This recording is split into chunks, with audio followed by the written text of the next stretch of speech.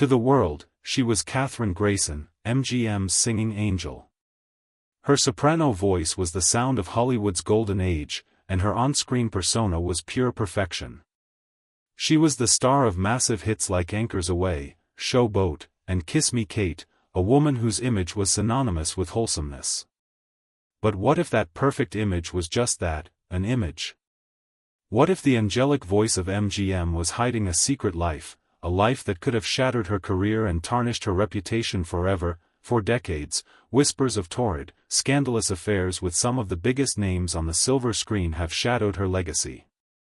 These weren't just rumors of fleeting flirtations, they were described as passionate, dangerous liaisons that defied the ironclad morality of the studio system. Now, looking back at the record, we have to ask, did Kathryn Grayson, the eternal good girl, ever really break her silence? Is there a long-buried truth waiting to be uncovered, or is this all a modern-day story, designed to rewrite the legacy of one of the Golden Age's most beloved stars? To understand the weight of these posthumous scandals, you first have to understand the flawless image she was meant to uphold. Born Zelma Hedrick in North Carolina, her journey to stardom seems like something out of a movie itself. After her family moved to Missouri, a janitor overheard the 12-year-old singing on the empty stage of the St. Louis Municipal Opera House, and that chance discovery led to formal training. By her mid-teens, she was already signed to RCA Red Seal Records, on a fast track to a serious opera career, but Hollywood had other plans. In the late 1930s, MGM was in a panic. Their teen soprano, Deanna Durbin, had left for Universal, where she became a huge star and saved that studio from bankruptcy. MGM's chief, Louis B. Mayer, was desperate for a replacement, a new singing sweetheart to win over America. When he heard Kathryn Grayson, he knew he'd found her. Mayer signed her to a contract without even a screen test, an almost unheard-of vote of confidence. But Grayson was hesitant. She saw herself as an opera singer, not a movie star. She recalled telling Mayer he was wasting his time and money. The story goes that Mayer, a master manipulator, clutched his chest and pretended to have a heart attack to persuade the concerned teenager to stay. Whether it was a real emergency or just a piece of theater, it worked. Grayson put her opera dreams on hold and gave herself over to the MGM star-making machine. For the next 18 months, she was completely remade. She took intensive lessons in drama, diction, and deportment. She followed strict diets and exercise plans. The studio wasn't just hiring a singer, they were crafting an ideal. Her name was changed from Zelma Hedrick to the more elegant Kathryn Grayson. Every part of her public life was about to be under their control. Her film debut came in 1941, in Andy Hardy's Private Secretary playing Mickey Rooney's sweet, singing love interest. It was a classic MGM move, using the popular Hardy family series to launch its most promising actresses. The public fell in love instantly. Her blend of ethereal beauty, real acting talent, and that breathtaking voice was a knockout. She wasn't just another pretty face, she had world-class talent. Throughout the 40s and early 50s, MGM cast her in one lavish musical after another, cementing her persona. She was the picture of grace opposite Gene Kelly and Frank Sinatra in Anchors Away. She was a radiant Magnolia Hawks in the stunning 1951 Technicolor version of Show Boat. And she was the fiery Lily Vanessy in Kiss Me Kate. In every role, she played a certain type of woman, elegant, virtuous, and decent to the core. She was the girl you could take home to mother. Her publicity was demure, her interviews professional, and her private life was sold as a simple extension of her on-screen purity. This was the Kathryn Grayson the world knew, an image so pristine that the very idea of scandal seemed impossible, but behind the studio gates, real life was never that simple. The first public signs that Grayson's life wasn't a fairy tale came not from secret affairs, but from the very public collapse of her 2 marriages. For a star whose image was built on romantic purity, divorce was a huge crack in that carefully built facade. In July of 1941, at just 19, Kathryn eloped to Las Vegas with actor John Shelton. This move reportedly defied the studio. Louis B. Mayer expected a say in his stars' personal lives, especially a marriage that could affect the good girl image he was spending so much to create for Grayson. Some accounts even suggest she was trying to escape the obsessive and unwanted attentions of a powerful MGM executive, and that marrying Shelton seemed like the only way out. Whatever the reason, the marriage was a mess from the start. They separated and reconciled several times over the next few years. In 1946, the marriage ended for good. Grayson was granted a divorce on the grounds of mental cruelty, a common legal term that still hinted at a painful story the public didn't know. A year later, in 1947, Grayson married again, this time to singer and actor Johnny Johnston. On the surface, it looked like a perfect Hollywood match. They had a daughter, Patricia, in 1948, and it seemed Grayson had finally found some stability, but this marriage would end even more unpleasantly. Grayson would later say Johnston was too much of a golf fiend and party man, when she just wanted a quiet home life. The most humiliating part came out years later, from fellow MGM star Esther Williams. In her autobiography, Williams claimed that during the filming of This Time for Keeps, Johnston would cruelly entertain his fan club by reading Kathryn Grayson's private, intimate letters aloud to them, sharing what Williams called the all-too-graphic details concerning what she liked about his love-making. It's a brutal story of betrayal. It paints a picture of a woman whose most private feelings were turned into a cheap joke by her own husband. When Grayson and Johnston separated in 1950, it was no surprise. In 1951, she was granted another divorce, again for mental cruelty.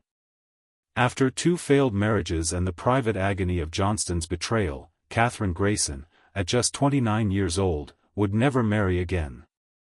These divorces weren't lurid scandals, but they were significant blows to her perfect image, proving that even for Hollywood's singing angel, life was no fairy tale, and this is where the whispers begin. The official story of Kathryn Grayson's life covers her 2 failed marriages. But the unofficial history, pieced together from backstage gossip and modern-day internet theories, points to something far more explosive. It suggests that beyond her troubled marriages, Grayson had a series of secret affairs with some of the most famous men in Hollywood. The most persistent rumor centers on the 1945 blockbuster, Anchors Aweigh. Grayson was cast between 2 of MGM's biggest male stars, Gene Kelly and Frank Sinatra. The movie is about both men competing for her love. The rumor is that the real drama was happening off-screen. At the time, Gene Kelly was married to actress Betsy Blair. Frank Sinatra's marriage to his wife, Nancy, was famously rocky. An affair with either man would have been a career-ending scandal for Grayson, violating the strict morality clauses in her MGM contract. An affair with both would have been unthinkable, yet this is exactly what the rumors claim. Online videos and articles, citing unnamed insiders, paint a picture of a passionate love triangle. They claim Sinatra was instantly obsessed, while Grayson and the married Gene Kelly shared an intense, magnetic attraction. One supposed crew member recalled, "You could cut the tension with a knife." Gene and Kathryn would disappear between scenes, and no one asked too many questions. These accounts even claim to quote from Grayson's private letters, letters that have never actually been produced or verified. If true, it means that while projecting an image of untouchable innocence, Kathryn Grayson was at the center of a dangerous game, juggling 2 of the most powerful men at MGM, but the alleged list of lovers doesn't stop there. Another name that pops up is the larger-than-life tenor, Mario Lanza. Grayson and Lanza were a musical powerhouse in films like That Midnight Kiss and The Toast of New Orleans. Their on-screen chemistry was electric. Behind the scenes, however, their relationship was famously toxic. It was no secret they didn't get along. Lanza's temper and drinking grated on the professional Grayson. Their animosity was real. So was their famous feud just a front? The scandal narrative suggests that this intense animosity was just the other side of a powerful, volatile attraction. Could their public fighting have been a cover for a private, passionate affair? Finally, there are whispers of a relationship with one of the most powerful men of the 20th century, Howard Hughes. After her second divorce, gossip columns linked her with various men. Some websites today list a relationship between Grayson and the reclusive billionaire from 1951 to 1959, though they provide no sources to back this up. A secret love triangle with Sinatra and Kelly. A volatile love-hate affair with Mario Lanza. A long-term clandestine relationship with Howard Hughes. Together, these stories paint a picture of a woman who was the exact opposite of her public image, a risk-taker who lived a life of drama and desire in the shadows. But is any of it true? To even consider that Kathryn Grayson could have lived such a secret life, you have to understand the world she was in. This wasn't today's Hollywood. This was the era of the studio system, when a few movie studios were all-powerful entities that controlled the lives of their stars. And no studio was more controlling than MGM. The top sat Louis B. Mayer, who saw his stars as his children he needed to protect and discipline. The main tool of control was the morality clause in every contract. This gave the studio the right to fire a star for any behavior that could cause a public scandal. An extramarital affair or a drunken arrest could mean the end of a career. To manage this, studios had huge publicity departments that were part intelligence agency, part cleanup crew. They had networks of informants and fixers who knew how to make problems disappear. They could plant positive stories with friendly gossip columnists like Hedda Hopper and Luella Parsons, or they could threaten to expose secrets of uncooperative journalists to ensure their silence. The entire system was designed to maintain illusions. If Grayson were having an affair with a married co-star like Gene Kelly, the studio would have had a massive interest in covering it up. The careers of two huge stars and the box office of their multi-million-dollar film would be at stake. The publicity machine would have gone into overdrive, arranging fake dates, coaching stars on interview answers, and reminding any crew members who saw something that their jobs depended on their silence. This system of control is exactly what makes the rumors so tantalizing. People who believe the scandal theory argue that the very lack of hard evidence is proof of how effective the cover-up was. They claim MGM was so good at burying secrets that the truth of Grayson's private life was successfully hidden for over 50 years. In this version of the story, Grayson isn't a reckless woman, but a sympathetic one, fighting for a private space to live and love in a world of manufactured fantasy. It's a compelling story. But is it based on a hidden reality, or is it just a convenient fiction? The story of Kathryn Grayson is a fascinating look into the machinery of old Hollywood, a world of glamour, control, and carefully guarded secrets. If you're intrigued by the stories of the Golden Age, make sure you subscribe to our channel and hit the bell icon so you don't miss our next investigation. For decades, the image of Kathryn Grayson as MGM's wholesome angel has held firm. But recently, a new story has emerged online, one of a woman who finally breaks her silence to reveal a life of scandalous affairs. But after digging into it, the truth isn't what these sensational headlines promise. The silence isn't being broken by Kathryn Grayson, it's being filled with fiction. Let's start with the biggest claim, the love triangle with Frank Sinatra and Gene Kelly. The stories are full of dramatic details, but in all the credible, well-researched biographies of Sinatra, Kelly, and Grayson, there is not one mention of this affair. The insiders and crew members are never named. The private letters have never been seen or authenticated. The entire story appears to be a modern invention, historical fan fiction that takes the movie's plot and pretends it happened in real life. It's a great story, but it's not history. Now, let's look at Mario Lanza. Was their feud a cover for an affair?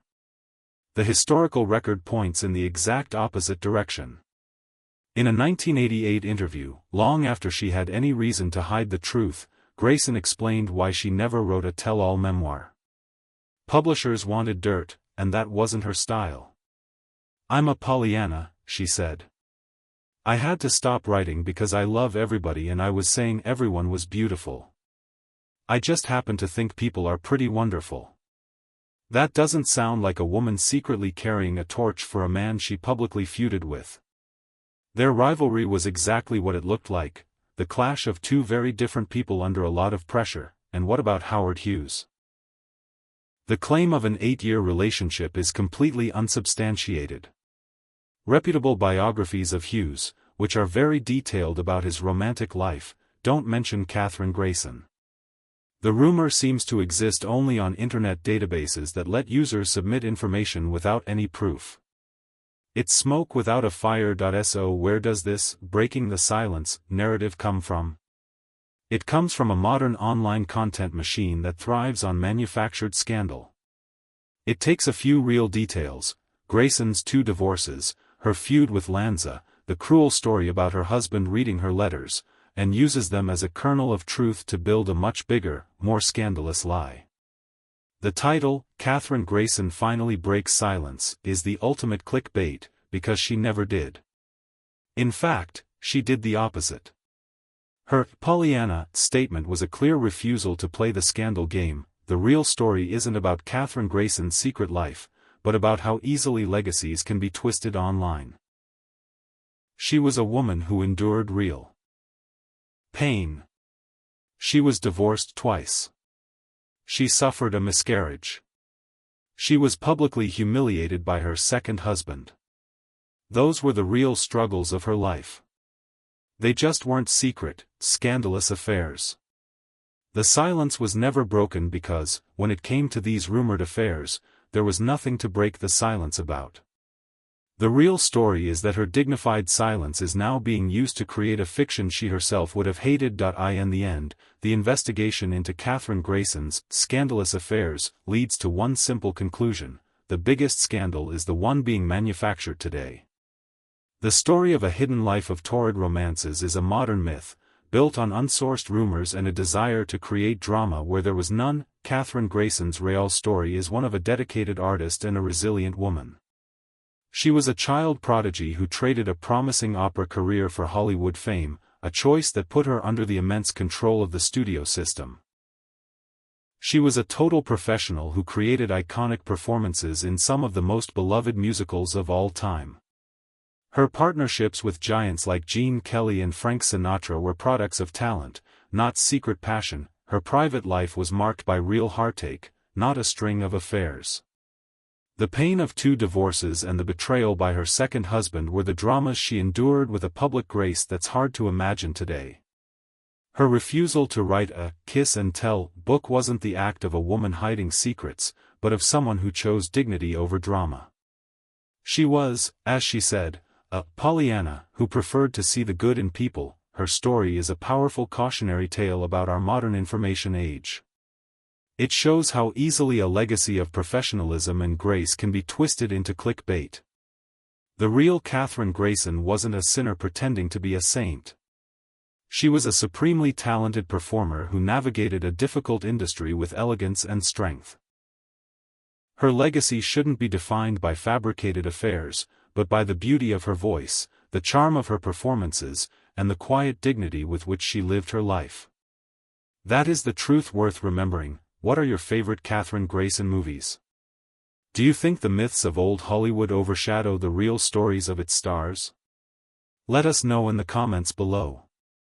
And for more deep dives into the lives and legacies of classic Hollywood, don't forget to like this video and subscribe to the channel.